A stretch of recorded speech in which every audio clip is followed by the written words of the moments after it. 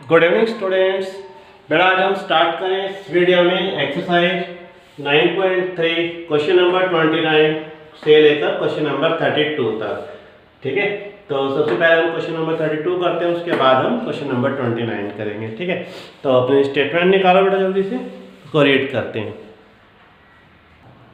Question number 32, if arithmetic mean and geometric mean of roots of a quadratic equation are 8 and 5 respectively, then obtain the quadratic equation। तो कहता है आप quadratic equation बनाकर दिखा दें। Arithmetic mean 8 given है, geometric mean 5 given है, कहता है क्वाड्रेटिक इक्वेशन बनाकर दिखा दो। ओके, चलो स्टार्ट करते हैं इस क्वेश्चन को। देखो दो नंबर्स का अर्थमेटिक मीन 8 गिवन है, ज्योमेट्रिक मीन 5 गिवन है, कहते हैं क्वाड्रेटिक इक्वेशन बनाकर दिखा दो। तो दो नंबर्स का अर्थमेटिक मीन कैसे निकालते हैं? दोनों नंबर को प्लस कर दो और उसको 2 से डिवाइड कर दो, तो वो किसके इक्वल बन जाएगा? 8 के। ऐसे ही ज्योमेट्रिक मीन कैसे निकालते हैं? दो नंबर ले लो, उस पर रूट लगा दो और वो किसके इक्वल आ जाएगा? 5 के। तो अर्थमेटिक मीन कैसे निकालते हैं? दो नंबर को प्लस करो, 2 से डिवाइड। ज्योमेट्रिक में दोनों की मल्टीप्लाई कर दो, ऊपर रूट लगा दो। यहाँ पे 2 डिवाइड में इस तरफ आएगा तो मल्टीप्लाई, तो 2 8 जा 16, दोनों तरफ स्क्वायर कर दो, स्क्वायरिंग बोथ साइड, रूट हट जाएगा। 5 square is 25। Okay, geometric mean से निकाला, ये हमने अर्थमेटिक मीन से फाइंड किया। ठीक है ना। उसने कहा क्वाड्रेटिक इक्वेशन बनाकर दिखा दो। 10th क्लास में आपने फॉर्मूला पढ़ा था, क्वाड्रेटिक इक्वेशन इज, फॉर्मूला क्या था आपको याद होगा? X square minus sum of zeros, और यहां लिखते थे x plus product of zeros. Okay, और इक्वल में क्या लगाते थे? 0।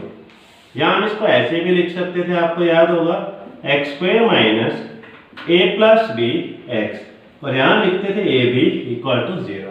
आए बड़ा यार 10th क्लास में ये हम पढ़ते थे। तो यहाँ से x square minus a plus b is 16, यहाँ से एक्स और a b is 25 is equal to 0। This is your answer, this question is complete. Okay बेटा, चलो अब हम स्टार्ट करते हैं क्वेश्चन नंबर 29। ठीक है, स्टेटमेंट रीड करते हैं इसकी। Question number 29 is, if A and G be arithmetic mean and geometric mean respectively, कहते हैं A का मीनिंग होगा अर्थमेटिक मीन, G का मीनिंग होगा ज्योमेट्रिक मीन। ठीक है, बिटवीन टू पॉजिटिव नंबर, कहते हैं कोई भी आप दो नंबर सिलेक्ट कर लो। ठीक है, एक्स वाई या ए और बी, कहते हैं ए और बी दो नंबर्स ले लो। अगर मैं उन दोनों का अर्थमेटिक मीन निकालूँ तो A, ज्योमेट्रिक मीन निकालूँ तो G। Prove that the numbers are, ये हमने प्रूव करके कि आपने दो नंबर हम लेट करेंगे, ठीक है, तो वो इसके इक्वल होंगे, ए plus minus a plus ji, A minus जी और रूट। ओके बेटा, चलो स्टार्ट करते हैं इस क्वेश्चन को। देखो बेटा, सॉल्यूशन ऑफ दिस क्वेश्चन कह रहे कि लेट करो two numbers are, let two numbers are A and B। कहते हैं अगर मैं इन दोनों का अर्थमेटिक मीन निकालूं तो A आता है, इन दोनों का ज्योमेट्रिक मीन निकालूं तो G आता है। तो कहते हैं कि ये दोनों नंबर इसके इक्वल होंगे, यानी कि जैसे एक बार प्लस ले लिया, एक बार माइनस, प्लस ले लिया तो A के इक्वल आ गया, माइनस हो गया तो वो B के इक्वल हो गया। ये हमें प्रूव करना है। तो अर्थमेटिक मीन, देखो बिल्कुल सिंपल क्वेश्चन है। Arithmetic mean is A, geometric mean is G। Arithmetic mean का फॉर्मूला जैसे अभी हमने पिछला क्वेश्चन करवाया, दोनों को प्लस किया, 2 से डिवाइड। ज्योमेट्रिक मीन का मीनिंग दोनों की मल्टीप्लाई, रूट और इक्वल टू जी। जैसे पिछला क्वेश्चन किया, क्वाड्रेटिक इक्वेशन बनाई थी, बिल्कुल ऐसे ही इसके अंदर भी बना दो। A plus b is equal to a और squaring both side is equal to g square. Okay, quadratic equation बना दें। Quadratic equation is formula x square minus sum of root a plus b, plus product of root is equal to 0। Okay, तो value put कर दो, x square minus a plus b की जगह 2a और ये वाला x plus product of root ji square is equal to 0। Okay बेटा, चलो इसके आगे हमने क्या करना है। आपने 10th क्लास में एक फॉर्मूला आपने रीड किया था, आपको याद होगा, quadratic formula ax square plus bx plus c is equal to 0, है ना। d निकालते थे, ये एक्स स्क्वायर का कोफिशिएंट है, x के साथ जो लिखा है b और ये वाली टर्म c। तो डिस्क्रिमिनेंट कैसे निकालते थे, b square minus 4ac। Quadratic formula आपने पढ़ा था, क्या होता था x की वैल्यू निकालने की, minus b plus minus root d divide by 2a। Read किया था हमने ये वाला। इस d को हम ऐसे भी लिख सकते हैं, बी स्क्वायर माइनस 4ac, ठीक है ना। x की value minus b plus minus b square minus 4ac root divide by 2a। यही फॉर्मूला मैं इसके अंदर अब यूज करता हूं। देखो, जिसके आगे कुछ नहीं लिखा वहां पे 1, ये a है, ये b है और ये c। पीछे मत देखो, यहां से आगे देखो, एक्स स्क्वायर का कोफिशिएंट a, जो x का कोफिशिएंट है b और ये वाली टर्म c। चलो क्वाड्रेटिक फॉर्मूला यूज करो। तो सबसे पहले हम क्या लगा दें, यहाँ पे माइनस, माइनस के बाद क्या आता है b, ये a है ये b, b की वैल्यू कितनी है, माइनस 2a, यहाँ से प्लस माइनस, इधर से root, discriminant b square minus 4ac, b ये वाली टर्म है, b square minus 4, a is 1 and c is g square divide by 2a और a की वैल्यू 1। तो ये माइनस माइनस क्या हो जाएगा, plus. So x is equal 2a plus minus root minus square plus 2 square 4a square minus 4g square and divide by 2। So x is equal 2a plus minus, taking 4 common, जब हम 4 common लेंगे तो root के बाहर 2 आ जाएगा, तो यहाँ रहेगा a square minus g square and divide by 2। Taking 2 common, 2 यहाँ पर भी है, 2 यहाँ भी, 2 कॉमन ले लो, तो यहाँ से रह जाएगा a plus minus a square minus g square and divide by 2। इस 2 से 2 कट हो गया, तो x is equal to a plus minus, तो इसको हम ऐसे लिख सकते हैं a प्लस g और a माइनस g, ठीक है। एक बार प्लस का साइन और एक बार माइनस का, जैसे मैं यहाँ पे लिखा ना, तो ये x किसके है, देखो पहले मैं a लिखता हूँ, एक को b, ठीक है। जो प्लस वाला नंबर है a प्लस, तो यहाँ से क्या बन गया, a प्लस g और यहाँ से a माइनस g। ऐसे करते थे 10th क्लास में, और एक बार माइनस, तो a minus a plus g और a माइनस g। ओके, यही हमने प्रूव करके दिखाना था। This question is complete. Okay बेटा, क्लियर दिस क्वेश्चन। चलो नेक्स्ट क्वेश्चन करते हैं, question number 30। Next question number 30 is the number of bacteria in a certain culture doubles every hour. कहता है कि number of bacteria in a certain culture double every year hours. कहता है कि हर our के बाद जो बैक्टीरिया हैं वो डबल हो जाते हैं। If there were 30 bacteria present in the culture originally. कहते ओरिजिनली हमारे पास इस समय प्रेजेंट हैं 30 बैक्टीरिया, तो how many bacteria will be present at the end of 2 hours, 4 hour an hour. कहते स्टार्टिंग में हमारे पास जो बैक्टीरिया हैं वो 30 हैं, हर आवर के बाद डबल हो जाते हैं, तो 2 आवर्स के बाद बैक्टीरिया कितने होंगे ये बता दो, 4 आवर्स के बाद बैक्टीरिया कितने होंगे ये बता दो, और nth आवर के बाद कितने होंगे ये हमने बताना है। ओके, चलो स्टार्ट करें इस क्वेश्चन को।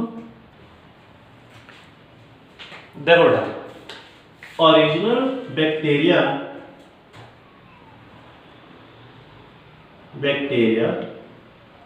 प्रेजेंट कितने हैं 30।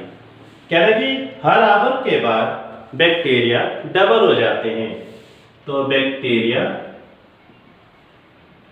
आफ्टर 1 आवर, 1 आवर के बाद बैक्टीरिया कितने हो जाएंगे 60। बैक्टीरिया आफ्टर 2 आवर्स, 2 आवर्स के बाद इसका डबल हो जाएगा 120। बैक्टीरिया आफ्टर 3 आवर, 3 आवर के बाद इसका ये डबल हो जाएगा 240। बैक्टीरिया आफ्टर 4 आवर, तो इसका डबल कितना हो गया 480। कंटिन्यू, वो कहता है कि बैक्टीरिया आफ्टर एन आवर के बाद बैक्टीरिया कितना होगा ये हमने बताना है। ठीक है, देखो 2 आवर के बाद बैक्टीरिया 120, एक आंसर तो यही आ गया। 4 आवर के बाद बैक्टीरिया 480, ये भी आंसर आ गया। एन आवर के बाद कितना होगा ये बताना है। 1 आवर के बाद 60, 2 आवर के बाद 120, 3 आवर के बाद 240, 4 आवर के बाद 480 एन आवर। तो this is a GP series, geometric progression. So this is our first term 60। Common ratio, second को फर्स्ट टर्म से डिवाइड कर दो, तो कितना आ जाएगा 2। तो मेरे को nth टर्म फाइंड करनी है, तो nth टर्म क्या बन जाएगी AR पावर n माइनस 1। तो first term is 60, common ratio is 2, power में n माइनस 1। दैट मीन्स के n आवर के बाद हमारे पास बैक्टीरिया कितने होंगे 60 two power n minus 1। This is our answer, this question is complete. चलो बेटा नेक्स्ट क्वेश्चन करते हैं, क्वेश्चन नंबर 31।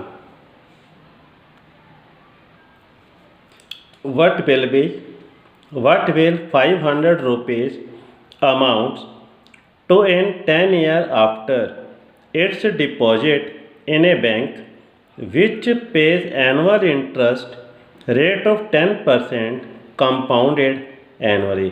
कहता है कि अगर आप 500 रुपीज़ बैंक में आप जमा करवाते हो तो आफ्टर 10 ईयर्स के बाद कि बैंक आपको कितना पे इंटरेस्ट के साथ आपको देगा वो हमने बताना है। 10% इंटरेस्ट है, 10 ईयर टाइम है, 500 आप बैंक में जमा कराते हो, तो कहते हैं 10 ईयर्स के बाद आपको बैंक कितना पे करेगा, ये क्वेश्चन है हमारा। ठीक है, देखो बिल्कुल सिंपल क्वेश्चन है, छोटी क्लासों में भी आता था ये तो।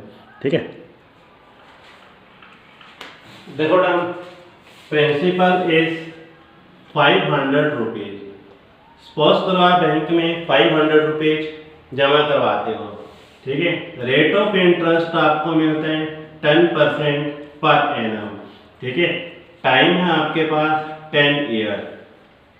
कहते हैं कि अगर आपके पास 500 रुपीज़ हैं, अगर आप उसको बैंक में सबमिट करवाते हो तो 10 ईयर के बाद बैंक आपको कितना रिटर्न करेगा ये हमें बताना है। ठीक है, देखो कैसे अमाउंट निकालने का फार्मूला होता था, अमाउंट आफ्टर 1 ईयर।